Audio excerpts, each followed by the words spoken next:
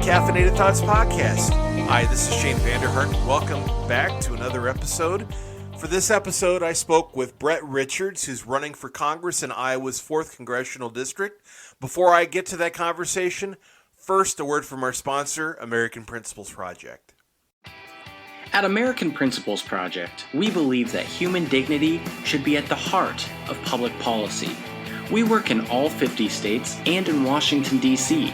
to promote life, religious freedom, local control over education, authentic economic progress for working Americans, and a return to constitutional principles such as federalism.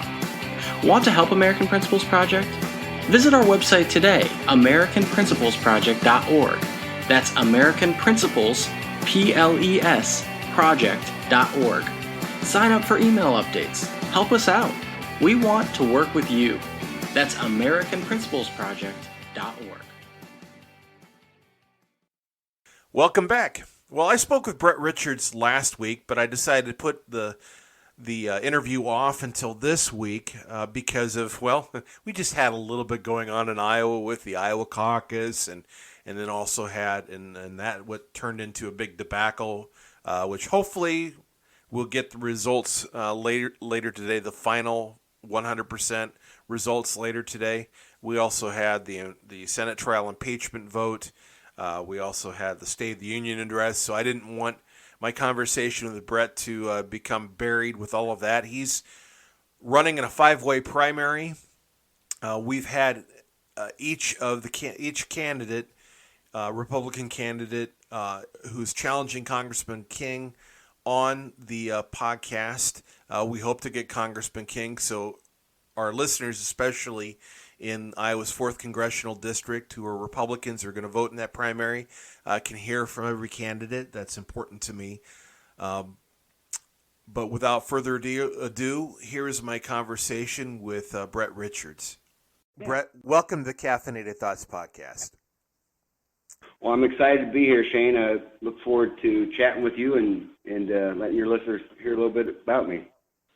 Well, a question I ask any candidate, regardless of whether they're running for state house or even president, why are you running?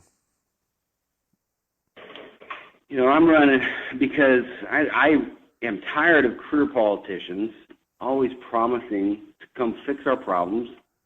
And, you know, in Iowa, we get it every 4 years from multiple presidential candidates. And they always promise they're going to fix them, but they never do. And in reality, they shouldn't be involved in our lives in these ways anyway. So I think it's time that we have, you know, citizen legislators go to Washington, D.C., do good things, and come home. We don't need any more career politicians trying to fix problems. So do I hear a term limit pledge in your answer? Yes, absolutely. I believe in term limits. I'll support a constitutional amendment, but I've also pledged I'll serve 5 terms, 10 years, and come back home to Irwin. Okay. You know, if we can't do it through an amendment, we have to do it through volunteers and good leadership. Okay, yeah, because a lot of people I hear, they'll say that I'm in favor of term limits if we get it passed, but it's like I'm not going to do it right. Unless everybody else does it, and it's like, well, gee, if everybody has this attitude, it's never going to get done. Exactly. You know, and if you look back, the founding fathers wanted people to go home, be blacksmiths, be their farmers, they never envisioned having it be a career.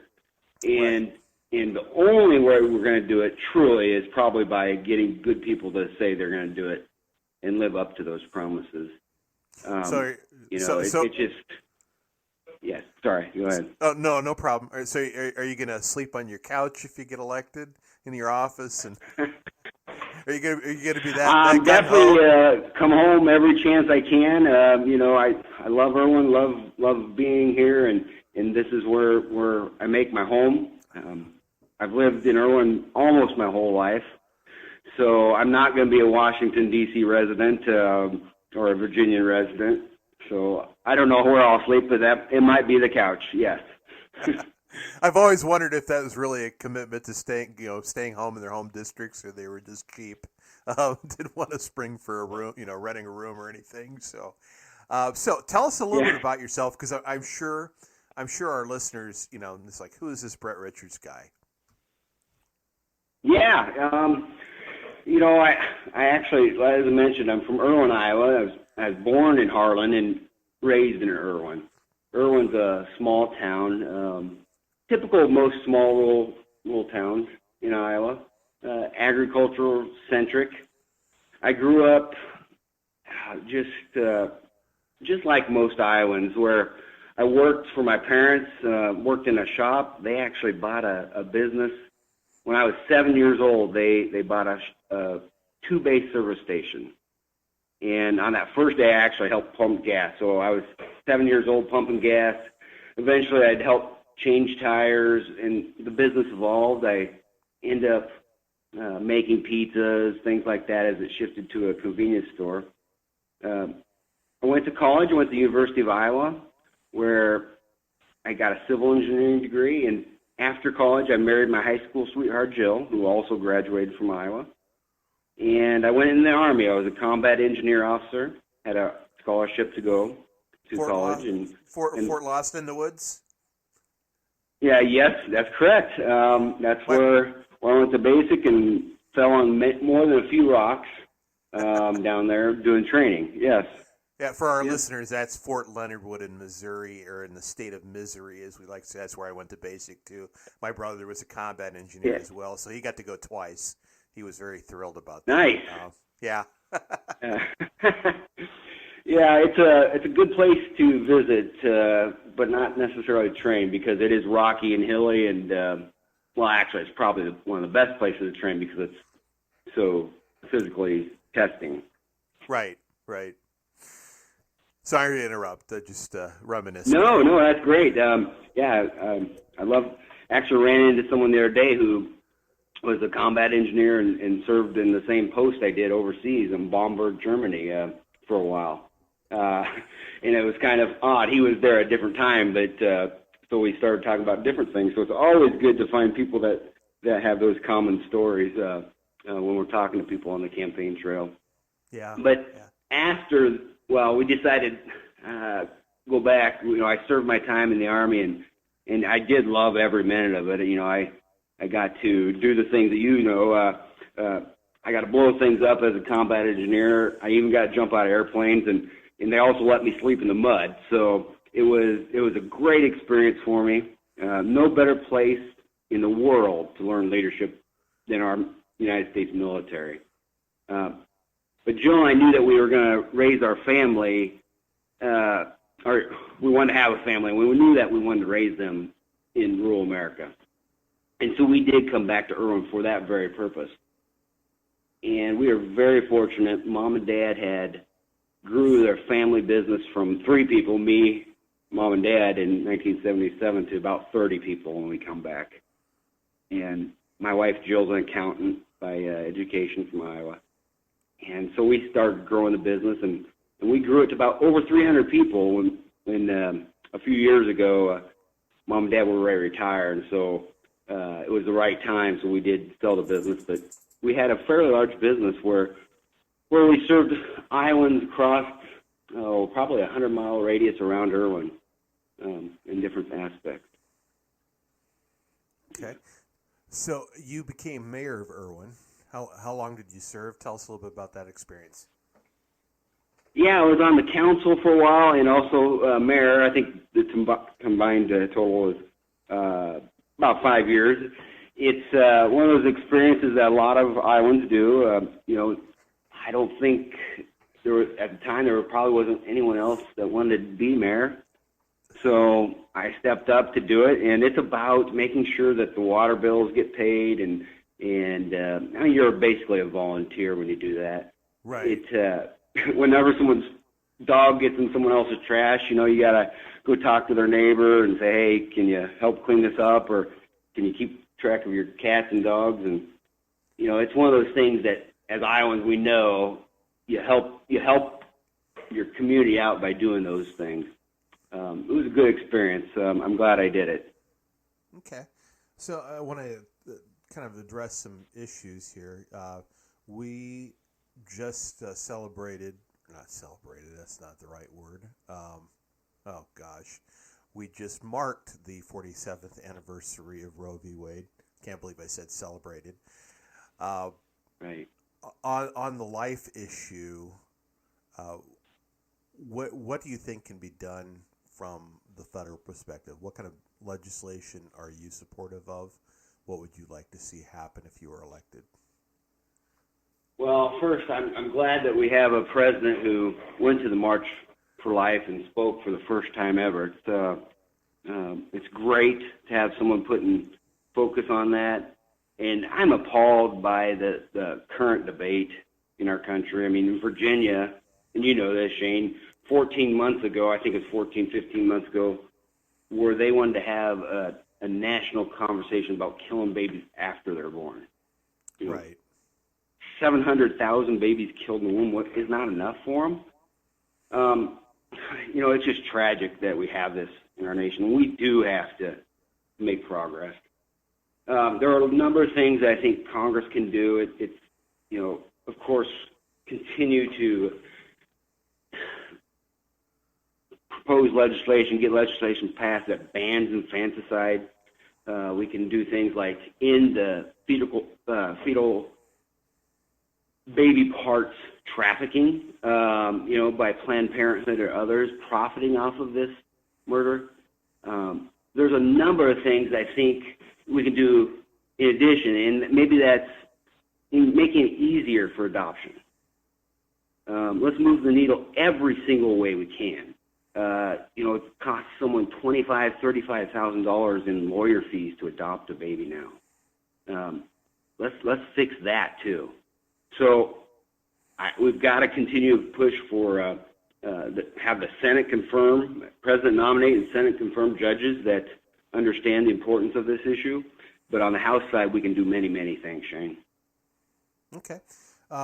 Moving on, looking at, well, we've got a whole host of things with foreign policy. For instance, Iran. Were you supportive of President Trump's targeting of General Soleimani? And what do you think our approach to the Middle East should be going forward? Yeah, I was supportive of him taking out the terrorist. I don't even like to call him a general, but because you know, general officers don't kill people indiscriminately with road sign bombs and planned terrorist events. Right. It was a proactive move by President Trump, I believe, from the non-classified sources, of course, that we have available to us, and I think it was the right move to end his life when he could. Our approach to the Middle East, you know, I have friends that have lost legs. I know people, family members who've died serving, and also know friends that have come back broken, you know, mentally from these decades-long wars. I support President Trump. I wish more people would. If we have to end these long wars, what we got to do is have a good, strong military so they're afraid to attack us, so we don't have to spend 20, 30 years in these countries. There's a better way to do this than what we have been doing. Should we? Well, I think one idea a lot of people are discussing is, and it's not new. It's just, should we just get out of the business of nation building? Because obviously, you and I served. I mean, I was National Guard, you were regular Army, but you know, the Army's good at. You still raised your hand, Shane, and you know, so don't minimize that either. Right. So, you know, I guess my point is I was never deployed, but what was I going to say? Oh, you know, the military is great at breaking stuff and killing people. Exactly. To put it bluntly, I mean, that's what we're trained to do. That's what, you know, we're designed to do. Obviously, there is some diplomacy that goes in if you're there in you're deployed long term, but the idea of staying there and totally rebuilding a nation, I mean, is that something that we should even be doing anymore? I mean, because that seems to be where we I don't think so. Okay. Yeah, no, we can do things strategically. Like you said, there are diplomatic things we can do. If someone like a nation state like Iran poses a true threat, which I believe they are, we could cripple their infrastructure. I just saw this briefly this morning that President Trump had military options where we could have destroyed their navy within a day.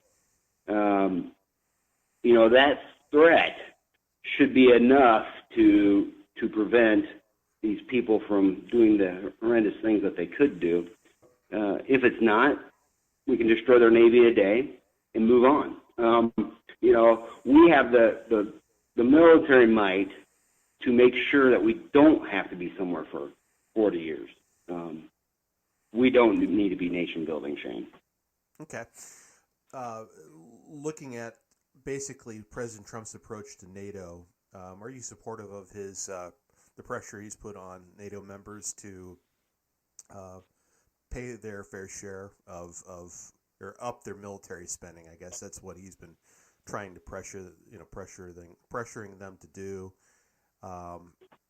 Because they have notoriously, have really undercut their military spending. Is he on the right track there? Is that something you're supportive of? Yeah, so one thing that's important to me, and I think a lot of Iowans, is the rule book. And the rule book can be many things. It could be the rule book for a baseball game, or it could be the rule book for our laws. It can also be a treaty. Now, we agreed to do X. We agreed to have a certain percent of spending on our military. So did the other signers of those treaties. So absolutely, they should be upholding their end of the bargain. If someone invokes Rule 5, we're going to be there for them. Attack on one is attack on all, meaning right. that if they need assistance, we're going to be there for them by the rule of the treaty. So why would that be any different of a rule than how much they spend on it? To me, that's what's important to me is we follow the rules, so should they. Okay. What are your thoughts on the impeachment trial that's been going on? Have you been tracking that in the Senate? And I'm just going to assume that you're against President Trump's impeachment. Right. I am.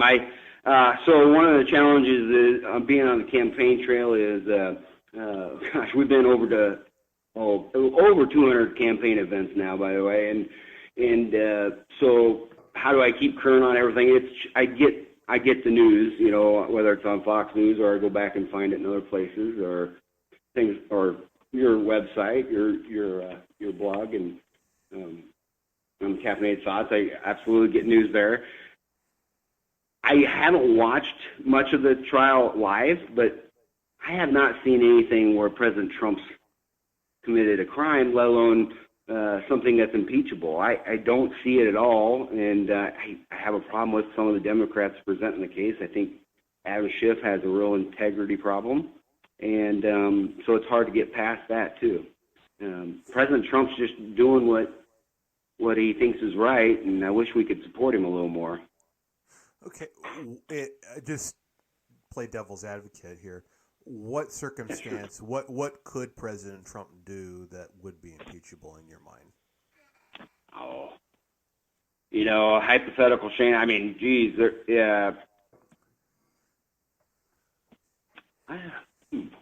I'm sure there are things that I would say that any president did would be a problem. President doesn't have imperial rule, so if President Obama did something that was impeachable, I would be for it. If a future Republican did something impeachable, we could look at that too. It's not, we should not be set in our ways so much that we overlook a high crime or true misdemeanor. But I don't think President Trump has done anything like that. Okay. Looking at, let's see. one of the things that's with this whole, we got looking at what President Trump has to say and looking at the Democratic candidates and they've been running around Iowa. Nobody's talking about deficit. No one's talking about deficit spending. Nobody's talking about our national debt, and that really bothers me because, this is we can't just pretend it's going to go away because it's not. It's going to be a continuing problem. It's going to snowball. What do you believe could be done to address our deficit spending as well as a debt? Thank you for asking that question because you're right. It doesn't get talked about, and unless I bring it up or one or two people will bring it up on the campaign trail, it gets ignored too. But I try to bring it up whenever I can because people instantly say, "You're right. $23 trillion in debt is a national security threat." And you probably know this. By the end of the decade, we'll be spending more on interest than we do our national defense. Huge problem. And career politicians don't care about it because if they spend money, they get supporters that way. So what can be done about it? Well, you know what? I live within a budget, or at least my wife tells me what I can spend. My companies have always lived within budget. The places that I volunteer on boards for live within budget, and Iowans do. So the federal government has to. And in 2018, President Trump had a House and a Senate that was Republican controlled, and we didn't have a balanced budget. So we have to start electing people that don't care whether about a career and will stop spending like a bunch of drunken sailors. And, the old saying is that's an insult to sailors when you say that, but it's true. We've got to address it, and we've got to just hit it head on and say we've got to cut. We've got to cut the budget. It might be tough, but we can't continue down this path. Okay, looking at President Trump's approach to trade deals, do you think the continual threat to raising tariffs is a good approach? Are you happy with the deals that the USMCA, the Phase 1 China deal, South Korea? Are you happy with the trade deals that he's been able to accomplish thus far? Yeah, he's the first president in a long time to take the steps to actually try to get stuff done. The Phase 1 China deal should be pretty good for Iowa. One challenge is I've seen different reports that think it's $30 to $50 billion in agricultural trade in the Phase 1 China deal. So that's going to be good for Iowa. And of course, our trading partners, Mexico and Canada. Everything I read about that deal is it's a good deal for America. So I'm glad he's doing it. Brexit right now actually presents a great trade opportunity for our country, and I think the president will probably start negotiations there soon, it sounds like. Okay. One of the things I noticed is, because I've been going to a few events with U.S. Rep. Cindy Axne here in the 3rd District where I live. She admitted that the USMCA was held, the passage was held up in the House because of labor union concerns. Who should have a place at the table when these trade deals are made? And what will you look for in trade deals that come up for a vote? I'm sorry, you cut off just a bit after Cindy Axne. Okay. She recently sure. She admitted that the passage of USMCA was held up because of labor union concerns. So my question was, who should have a place at the table when these trade deals are made? For instance, because Democrats want labor unions and environmentalists there. And what will you look for in a trade deal that comes up for a vote? Well, it's funny. I don't think much changed over the 14, 15 months, whatever they delayed it, and then all of a sudden they passed it.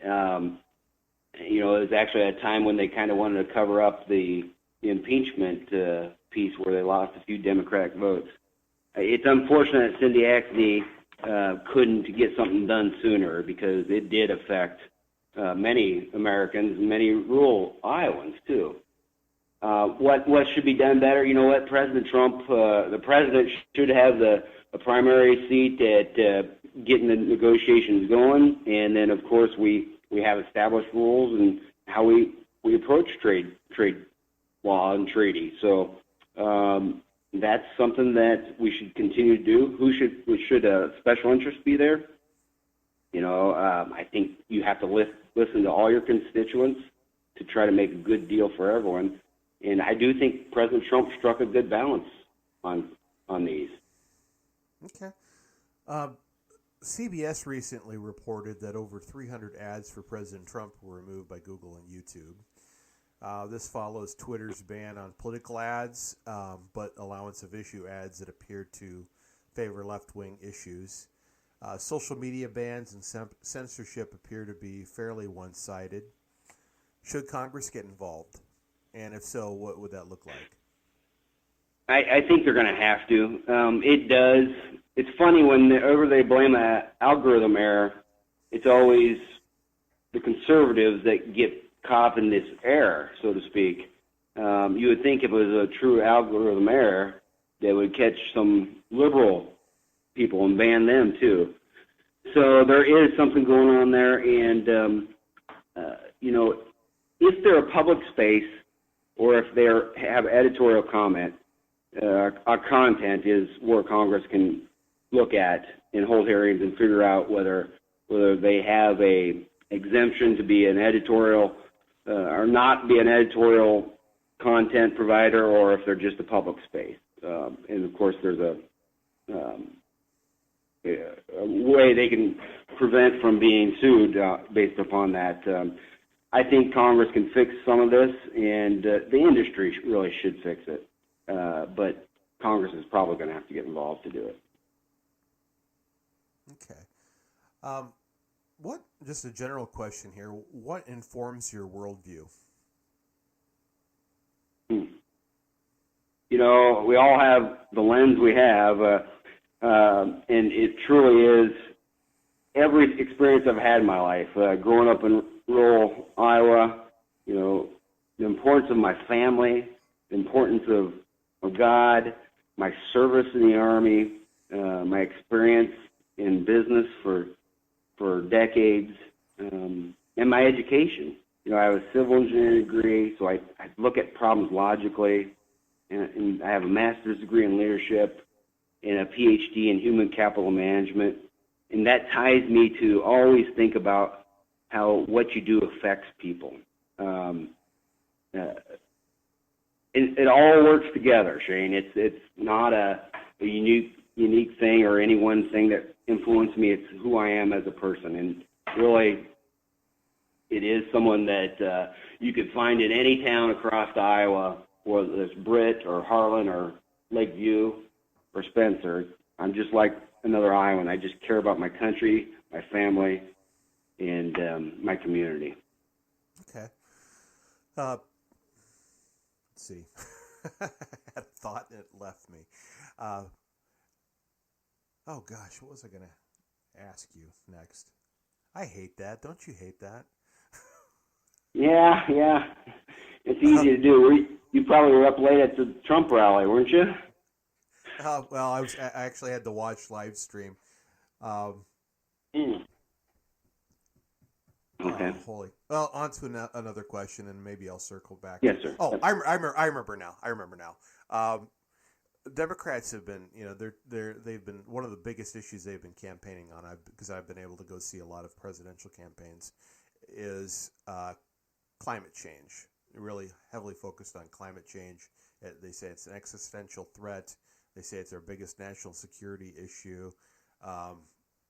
What are your thoughts on climate change? Do you think it's a hoax, or do you think it's real? Some people have nuanced opinion about it. What should be done to address it?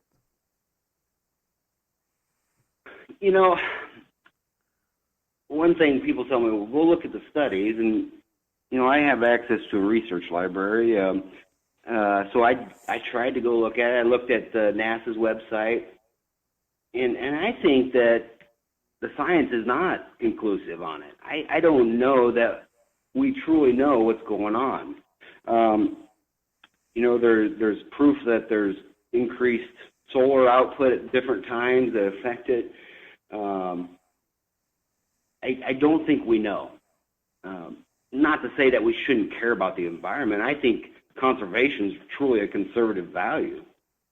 So we get tarred saying that we don't care about the environment. That's not true. So there's things that we could do as everyday people to make sure we don't throw stuff in our ditches, to making sure we're having good farm practices so we don't have runoff. I think that science should continue to study it, but I haven't seen anything that says that it's 100% man-made or anything like that, or even that we can predict what's going on. And the idea that we're going to get rid of all combustible engines is just ludicrous. Not in the near future anyway. And right. They want us to stop eating cows. I'm not going to stop eating steak. So that's not going to happen either. To be fair,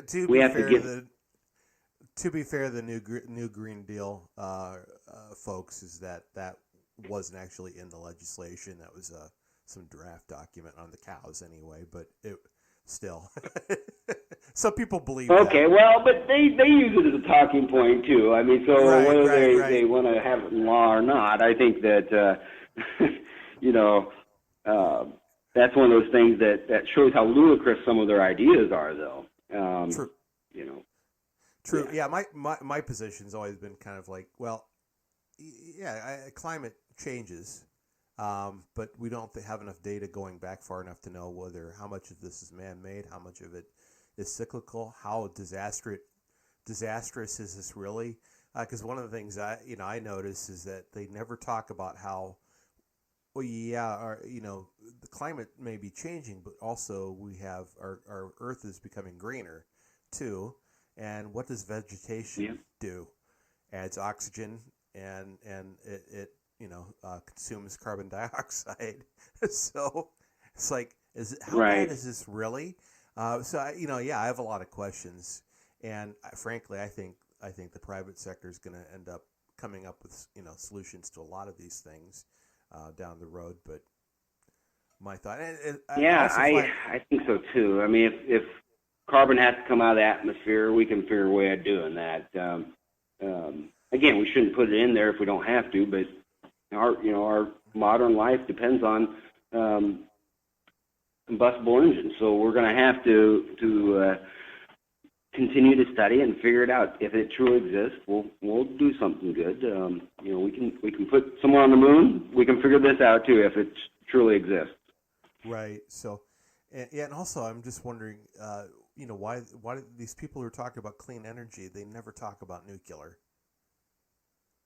Right. So I am truly an all of the above when it comes from energy.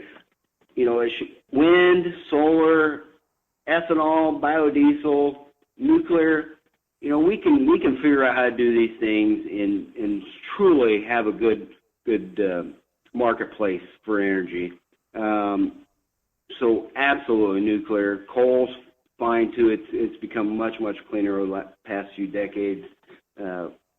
We're a growing nation, our growing world. We need energy. So if we manage nuclear right, it can be done safely. Okay. Another issue that's going to be big on the campaign trail is healthcare. What are your thoughts on addressing problems within the healthcare system, making it more affordable?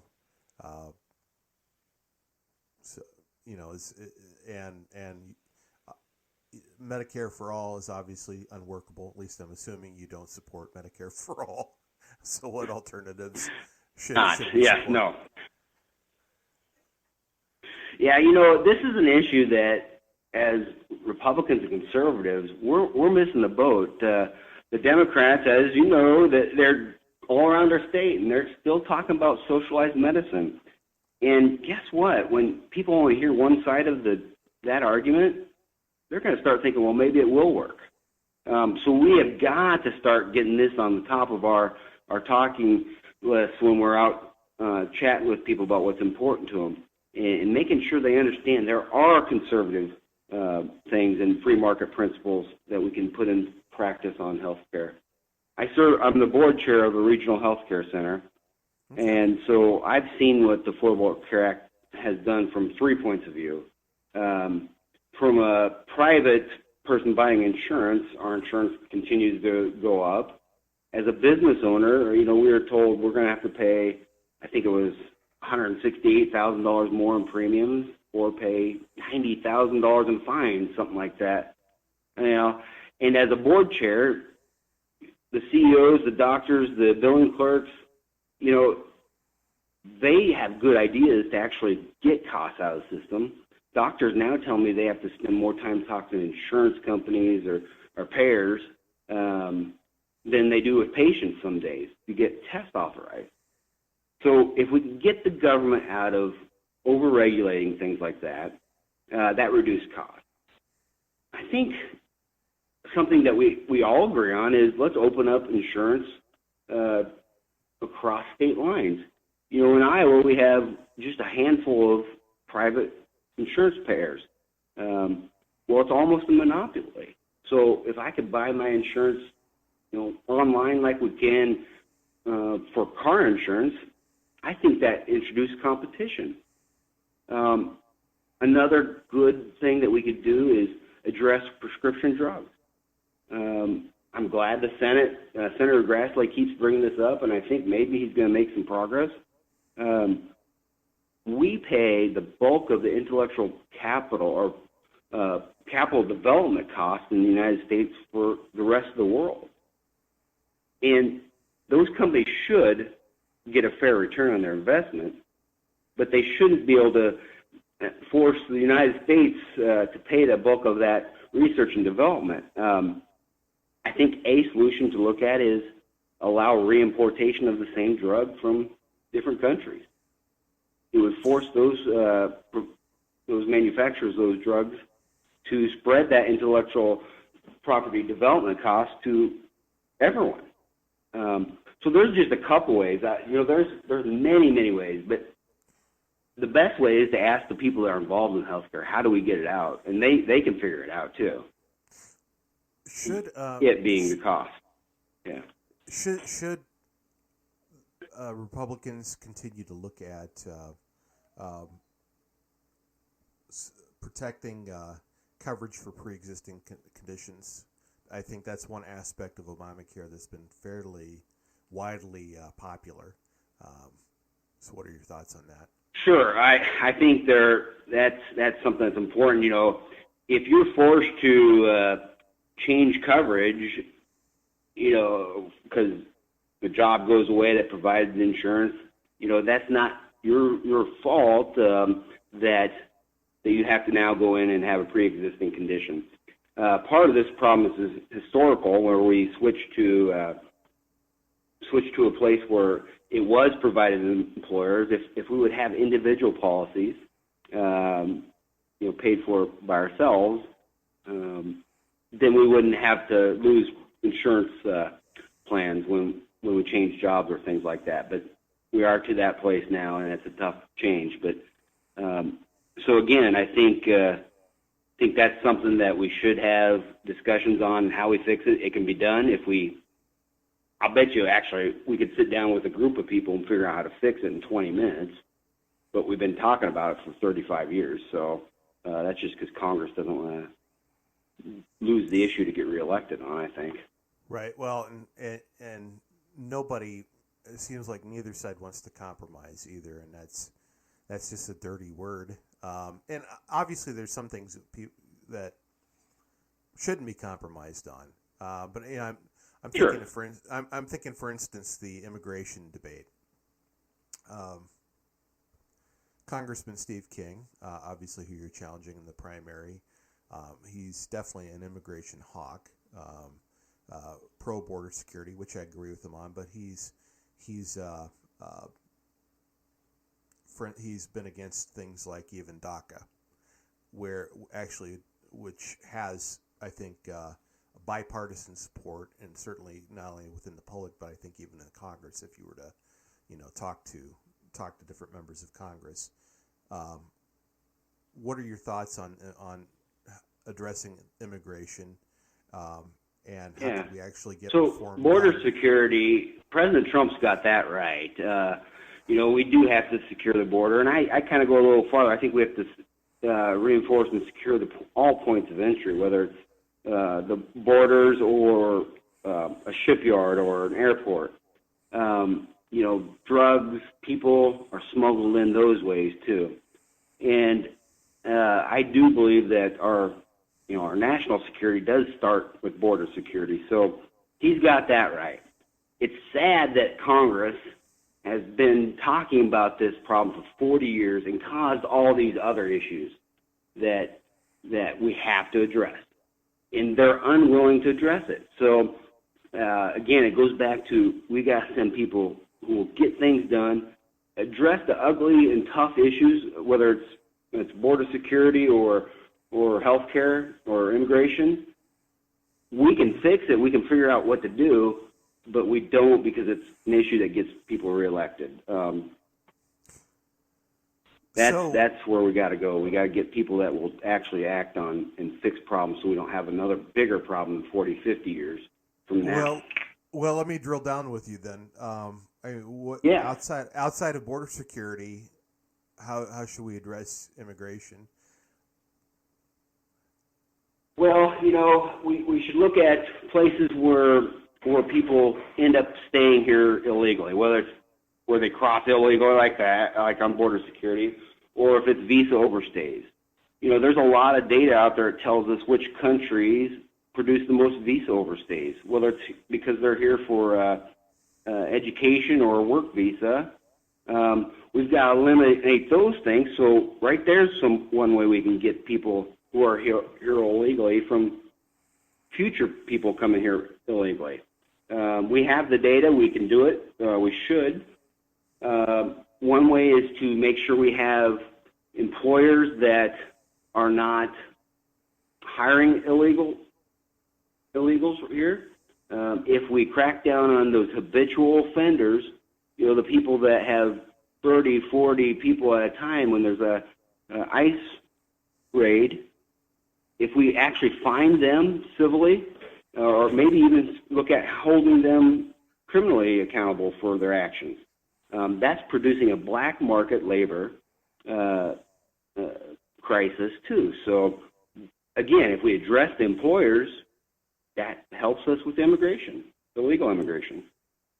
Okay, what are your thoughts on childhood arrivals? People, because one of the things that I've always had a problem with is we've never had a tradition where we'd punish kids for decisions that their parents made, especially kids who've been here. They came here when they're children, and this is the United States is pretty much all they've known. I didn't support President Obama doing it via executive order, so I disagree with that. But I do support Congress passing DACA. What are your thoughts? Do you agree or disagree with me, and why? Again, it goes back to Congress created the problem, but I think that once those people that are here through, like as you described, no fault of their own, but when they turn 18, let's get them in the line to decide whether they're going to want to apply for citizenship, just like any other immigrant that comes here legally. And then if they apply for citizenship, it takes them 5 to 7 years to become a citizen, and they become a citizen. If not, they need to make their choice and go back to their home of record, I guess. But so Congress screwed this up, and we've got to fix it, though. Okay. Second to last question here. Congress passed the Equality Act a few months ago. Do you believe that sexual orientation and gender identity should be added to the federal civil rights laws as protected classes? If so, how should religious liberty be protected in light of competing liberty interests between people of faith and the LGBT community? Or do you completely disagree and say they shouldn't be added as protected classes? We have enough laws that protect people. As Iowans, we don't treat someone bad regardless of who they are or anything. So I don't know why we need another law telling us what we do as Iowans. We treat people as they are and as they are in front of us. So I don't know that there's another law needs to be passed to protect anyone on that front.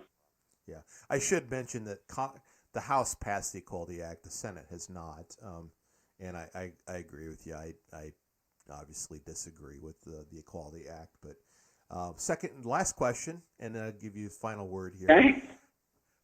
So this is the Caffeinated Thoughts Podcast. What's your favorite caffeinated drink? Well, I like tea, hot tea or iced tea. That's my drink of choice. So when you drink hot tea, what kind of hot tea do you drink? Is there a particular flavor? It's usually just black tea. Okay.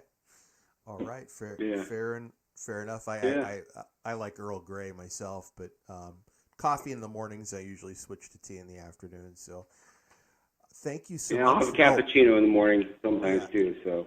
I said I'd give you the last word. So is there anything you want to bring up that we didn't discuss you want our listeners to know, or my listeners to know? I appreciate the time that you give me to talk about a little bit about me and what Iowans think. I would ask that they go to richardsforcongress.com and check our campaign out. We've actually done probably more campaign events than all the other campaigns combined. It's well over 200. I do have enough signatures to be on the ballot already. We had needed 1,800. We've got 4,000 and counting. And what that should tell your listeners and you is that I'm out there working hard just like Iowans expect their candidates to be doing, to meet them and listen to who they are. Okay. I think that most Iowans agree that term limits are important and that it is time for a change. We got to change something before Washington, D.C. changes us as a people. Great. Hey, give us that website again. Yeah, it's Richards, Congress.com. And that concludes today's episode of the Caffeinated Thoughts Podcast. Thank you so much for listening. If you happen to be listening to this podcast somewhere other than on our website, please be sure to check out caffeinatedthoughts.com. Again, that's caffeinatedthoughts.com, CAFFEINATED, caffeinatedthoughts.com, or you could just Google Caffeinated Thoughts and it'll show up at the top of your search screen. Also, be sure to like us on Facebook, follow us on Twitter, sign up for our emails. That way you don't miss a single update. You can also catch this podcast on your favorite podcast apps. We're on Apple Podcasts, we're on Spotify, we're on SoundCloud, we're on Podbean, we're on Stitcher. If there's an app we're missing or we're not currently on, please drop me a line, Shane at caffeinatedthoughts.com, and I'll do my best to get us on that platform as well. Until next time, my friends, this is Shane Vander Hart signing off. Have a great weekend.